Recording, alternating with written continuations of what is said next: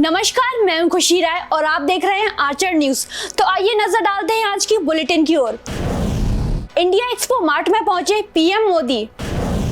जम्मू कश्मीर को पूर्ण राज्य का दर्जा बहाल करना हमारी सर्वोच्च प्राथमिकता। राहुल गांधी ने ऐसा क्या कह दिया जो भड़क गए अमित शाह। पाकिस्तान ने फिर तोड़ा सीज फायर। प्रताड़ना से परेशान युवती पहुंची एसपी ऑफिस।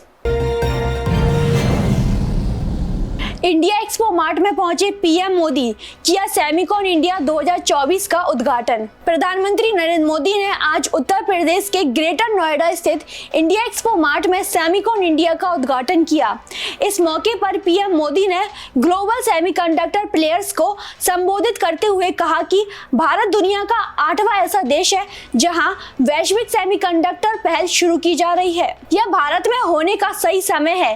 पीएम मोदी ने कहा कि जब विश्व स्तर पर चिप्स कम हो जाते हैं तो दुनिया ग्रुप ब्रेकिंग सेमीकंडक्टर तकनीक प्रदान करने के लिए भारत पर दाव लगा सकती है। पीएम ने निवेशकों और स्टेक होल्डर से देश में निवेश की अपील की है।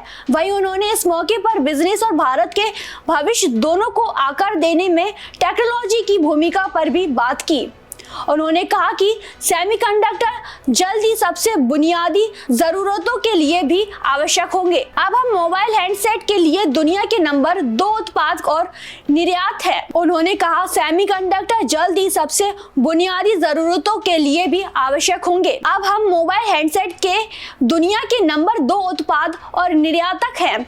जब भारत दुनिया का दूसरा सबसे बड़ा 5G स्मार्टफोन वाला बाजार है, हमारा लक्ष्य 100% इलेक्ट्रॉनिक्स विनिर्माण सेमीकंडक्टर से लेकर तैयार माल तक भारत में ही करना है। बता दें कि 11 से 13 सितंबर तक होने वाले यह कार्यक्रम की इस बारे में थीम सेमीकंडक्टर भविष्य को आकार देना है और इसका उद्देश्य सेमीकंडक्टर सेक्टर में भारत के एम्बिशन पर उजागर करना है। जम्मू कश्मीर को पूर्ण राज्य का दर्जा बहाल करना हमारी सर्वोच्च प्राथमिकता। ऐसा नहीं हुआ तो हम सुप्रीम कोर्ट जाएंगे, बोले उमर अब्दुल्ला। जम्मू कश्मीर में विधानसभा चुनाव में इस केंद्र शासित प्रदेश को राज्य का दर्जा बहाल किए जाने का मुद्दा गरमाया हुआ है और विपक्ष इसे जोर जोर से उठा रहा है। जम्मू कश्मीर के पूर्व मुख्यमंत्री उमर अब्दुल्ला ने कहा कि केंद्र शासित प्रदेश को पूर्ण राज्य का दर्जा बहाल करना हमारी सर्वोच्च प्राथमिकता है। इसके लिए सुप्रीम कोर्ट का दरवाजा खटखटा आएंगे। एक न्यूज चैनल से इंटरव्यू में कहा, शुरुआत में मुख्यमंत्री की शक्तियां हमारी अपेक्षा से बहुत सीमित होंगी, लेकिन यह बहुत अस्थायी चरण होगा। अगर यह काम समीक्षा से नहीं होता है तो हम सुप्रीम कोर्ट जाएंगे। उन्होंने कहा, संसद में सदन के पटल पर प्रधानमंत्री और गृह मंत्री ने हमें वचन दिया है कि जम्मू कश्मीर को उनका राज्य का दर्जा वापस दिया जाएगा। मौजूद विधानसभा वह विधानसभा नहीं है जो हम चाहते हैं। हम जो विधानसभा चाहते हैं वह सही विधानसभा से निकलेगी। जम्मू कश्मीर में विधानसभा चुनाव 18 सितंबर, 25 सितंबर और 1 अक्टूबर को 3 चरणों में हो रहे हैं। 8 अक्टूबर को नतीजे घोषित किए जाएंगे। राहुल गांधी ने ऐसा क्या कह दिया जो भड़क गए अमित शाह। जब तक बीजेपी है, आरक्षण को कोई छू भी नहीं सकता। बीजेपी राहुल गांधी को घेरने का कोई भी मौका नहीं गंवाना चाहती है। राहुल गांधी अमेरिका में है और उनके बयानों पर पूरी बीजेपी कांग्रेस नेता की आलोचना में जुट गई है। ताजा हमला अब अमित शाह की तरफ से हुआ है। अमित शाह ने सोशल मीडिया प्लेटफॉर्म एक्स पर लिखा, देश विरोधी बातें करना और देश को तोड़ने वाली ताकतों के साथ खड़े होना राहुल गांधी और कांग्रेस पार्टी की आदत सी बन गई है। चाहे जम्मू कश्मीर में जेकेएनसी के देश विरोधी और आरक्षण विरोधी एजेंडा का समर्थन करना हो या फिर विदेशी मंचों पर भारत विरोधी बातें करना हो, राहुल गांधी ने देश की सुरक्षा और भावना को हमेशा आहत किया है। अमित शाह ने एक्स पर लिखा, राहुल गांधी ने देश से आरक्षण को समाप्त करने की बात कहकर कांग्रेस का आरक्षण विरोधी चेहरा एक बार फिर से देश के सामने लाने का काम किया है। मैं राहुल गांधी को बताना चाहता हूं कि जब तक भाजपा है, आरक्षण को कोई छू भी नहीं सकता और देश की एकता के साथ कोई खिलवाड़ नहीं कर सकता।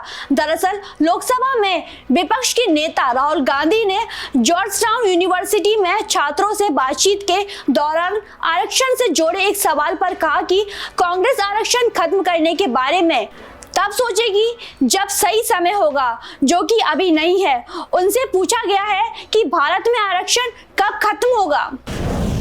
पाकिस्तान ने फिर तोड़ा सीज फायर, जम्मू कश्मीर में 7 महीने बाद फिर की फायरिंग। पाकिस्तान अपनी हरकतों से कभी बाज नहीं आता।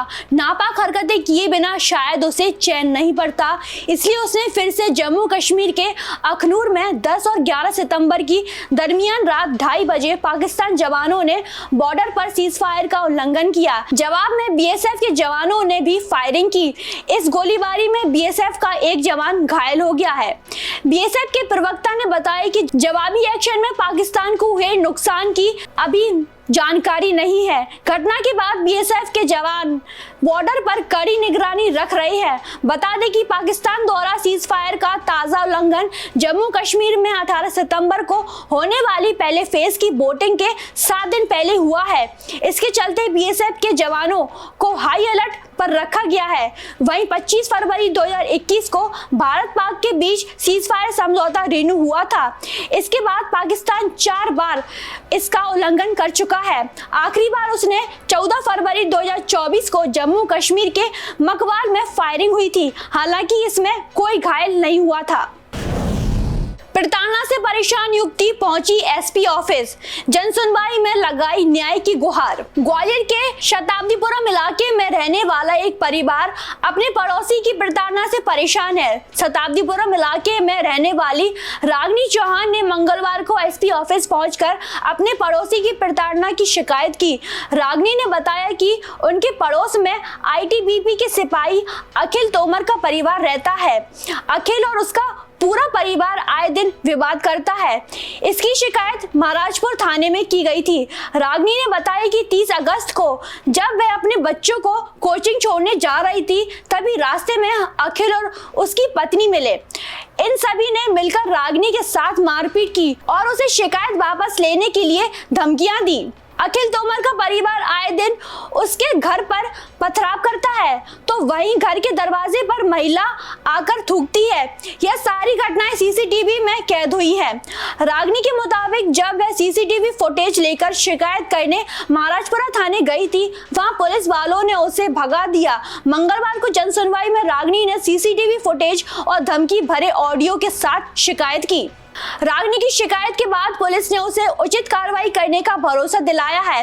सीएसपी करण अहिरवार ने महाराजपुरा थाना प्रभारी को उसे इस मामले में जांच कर तत्काल कार्रवाई करने के निर्देश दिए हैं। देश दुनिया की सभी खबरें देखने के लिए जुड़े रहिए आचरण न्यूज से। आचरण न्यूज, हर कदम आपके साथ।